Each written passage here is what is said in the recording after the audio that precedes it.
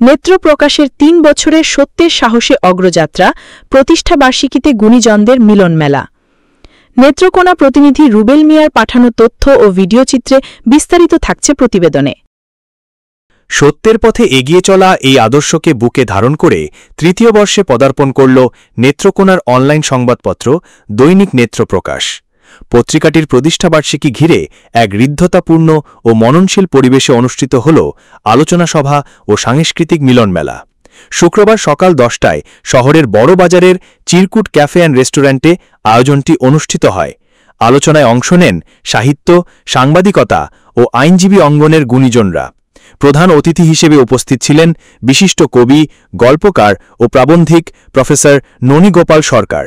উদ্বোধনী বক্তব্য দেন দৈনিক নেত্র প্রকাশের প্রধান উপদেষ্টা মোহাম্মদ হাবিবুর রহমান। প্রধান আলোচকের দায়িত্বে ছিলেন পত্রিকাটির প্রকাশক ও বাংলাদেশ প্রেস ক্লাব ময়মনসিংহ বিভাগ সভাপতি মোহাম্মদ মাহমুদুল হাসান শামীম তালুকদার।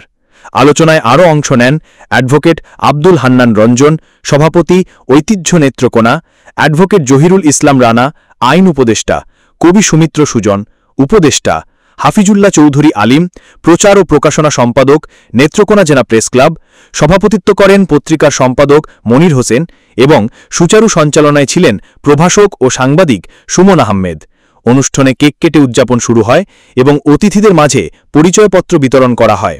সাংবাদিকতা পেশার নৈতিকতা, ডিজিটাল যুগে তথ্যের দায়বদ্ধতা ও আঞ্চলিক গণমাধ্যমের ভূমিকা নিয়ে গঠনমূলক আলোচনা হয়।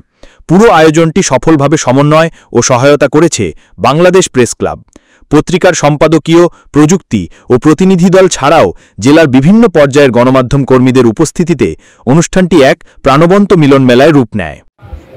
আরো আধুনিক প্রযুক্তি ব্যবহার করে বৈচিত্র্যময় বিষয়বস্তু নিয়ে আপনাদের সামনে হাজির হতে চাই।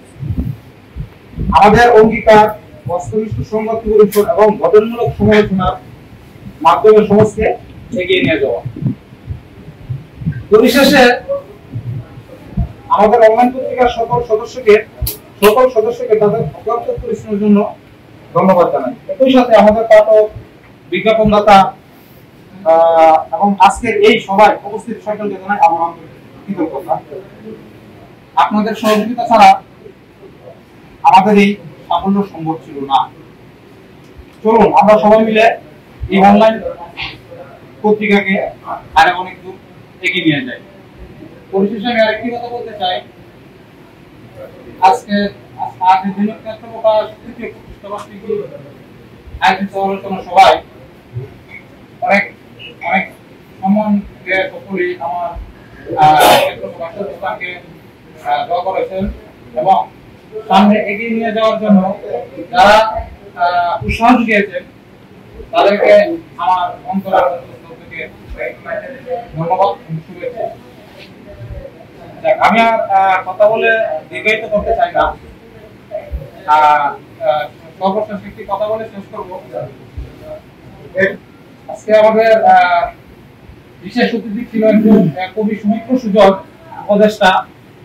উনি আমাকে ফোন করছে ব্যক্তিগতভাবে। উনি প্রচন্ড অসুস্থ, ওনার জন্য সকলে দোয়া করবেন। উনি উপস্থিত না হওয়ার জন্য আন্তরিক দুঃখ প্রকাশ করেছে। আজকের অনুষ্ঠানের শুরু থেকে শেষ পর্যন্ত যদি কোনো ত্রুটি হয়ে থাকে সকলেই নির্ভুল ক্ষমা করবেন। অনুষ্ঠানের পরিশেষে আমাদের তৃতীয় প্রতিষ্ঠাবার্ষিকী কেক কাটা অনুষ্ঠান আছে,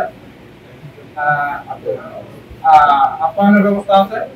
সকলেই খাবার দাবার শেষ করে তারপর